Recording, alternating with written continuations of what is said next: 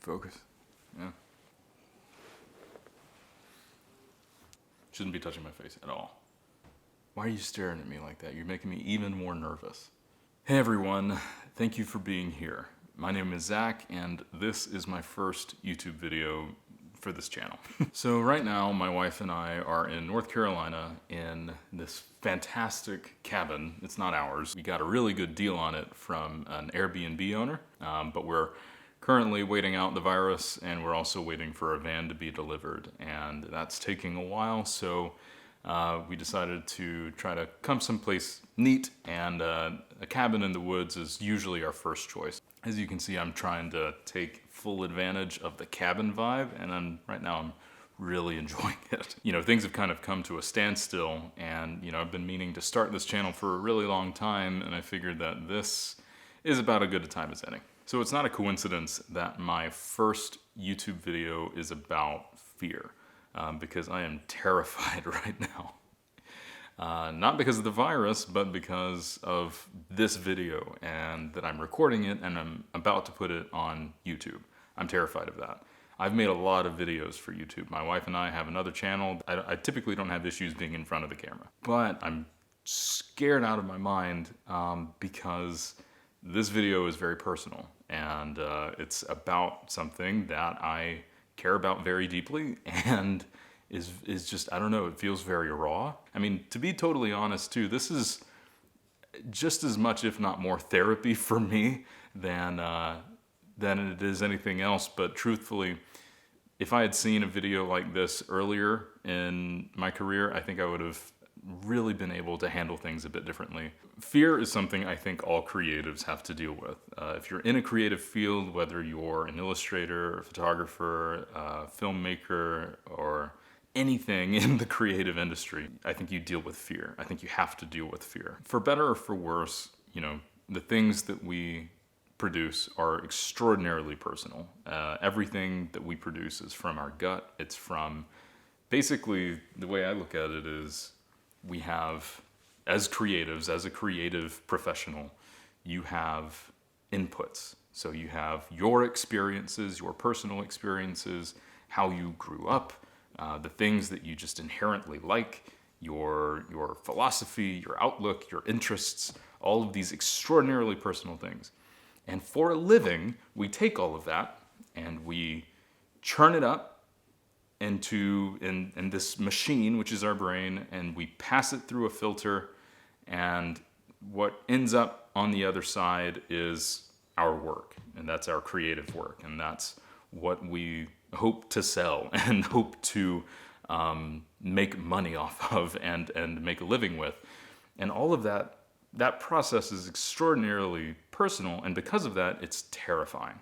After it's finished, it's there in the open and waiting to be judged. And if we're bidding on jobs or if we're trying to get clients, that's judged, and we open ourselves up to being told we're not good enough.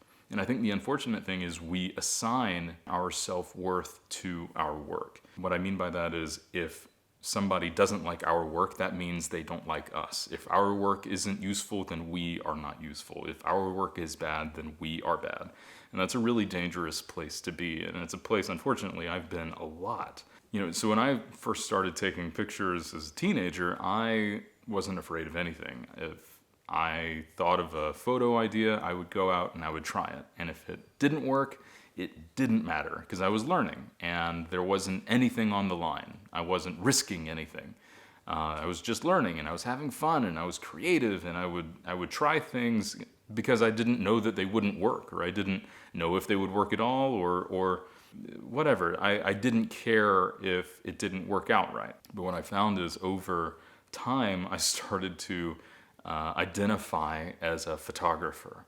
And I started to really care about whether or not I was good, or if I was better than other people. I got really competitive and really prideful, which is hilarious because my work was not good, but I was really prideful. I would look at other people, I would compare myself to people all the time, and it really was not a good thing.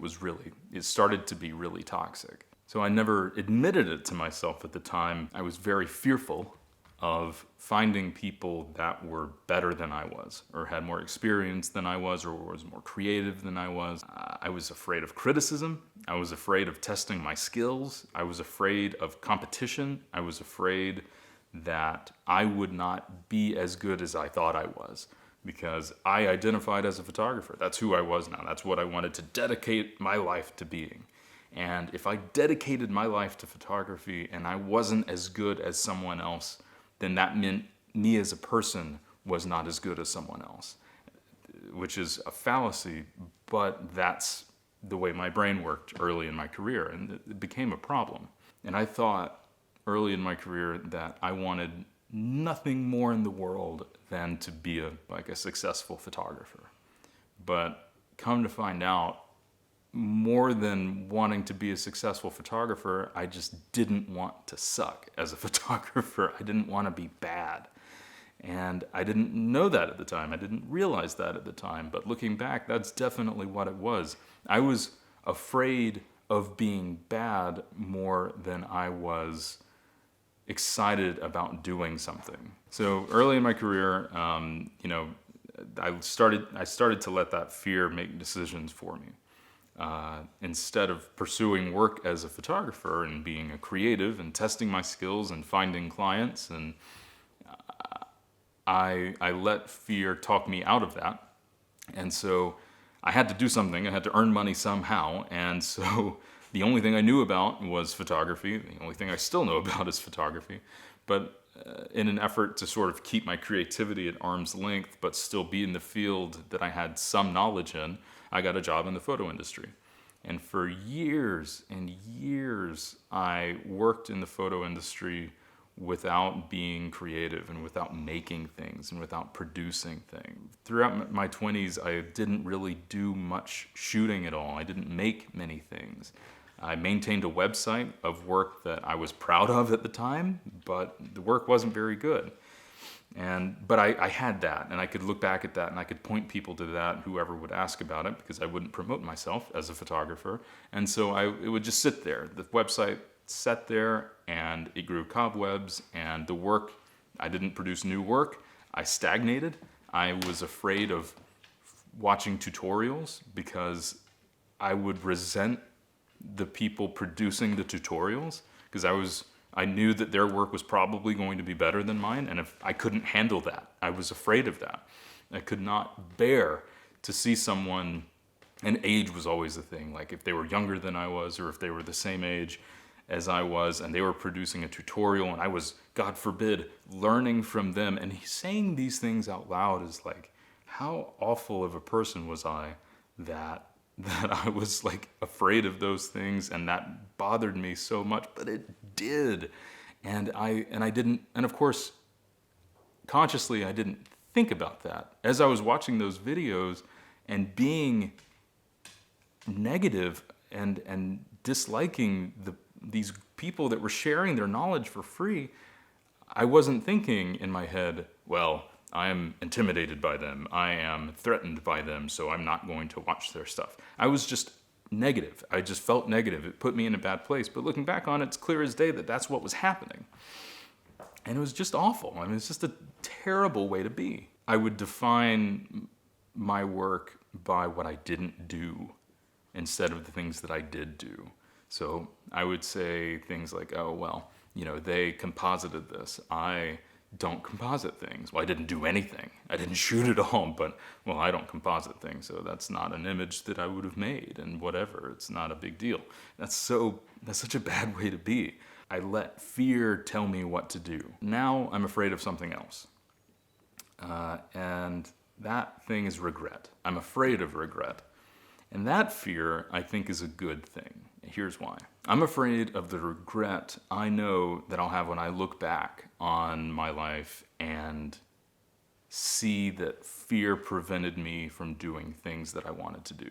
If fear alone kept me from pursuing something, then I would regret that. I would regret letting fear take control of myself, take control of my decisions. I'm afraid of that regret. Fear is not necessarily a bad thing. It can be an exciting thing. It can, if you're if you're thinking of pursuing something and you're afraid to pursue it, fear could be a sign that it's worth pursuing.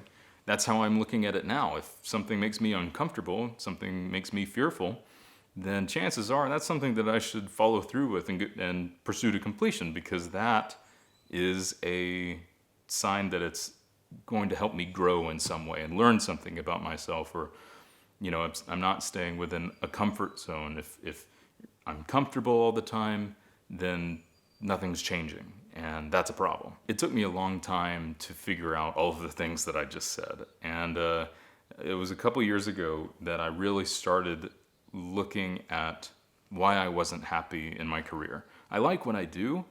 I like being in the photo industry, but I always wanted to make work, and I was always afraid. And once I realized that, and once I realized that fear kept me from doing those things, I was really angry with myself. And I told myself that I didn't want that to happen again.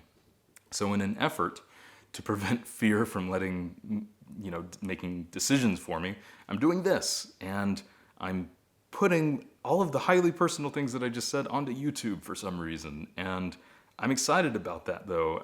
I'm afraid, but it's also exciting me, and it's also, I don't know, I think this channel could be a lot of fun to make. I think it could help me kind of pass my thoughts through a filter. And if someone else is having those same thoughts, or is letting fear unconsciously make decisions for them, maybe that can help them out. Because if I had seen a video like this when I was going through these weird times, then I would probably have been able to at least realize that's what was happening to me, and maybe make different decisions, and maybe be somewhere else than I am right now. I'm happy with where I am right now, but I think I could have been happier, and I think I could have handled things way better in the earlier part of my career. So that's kind of the video.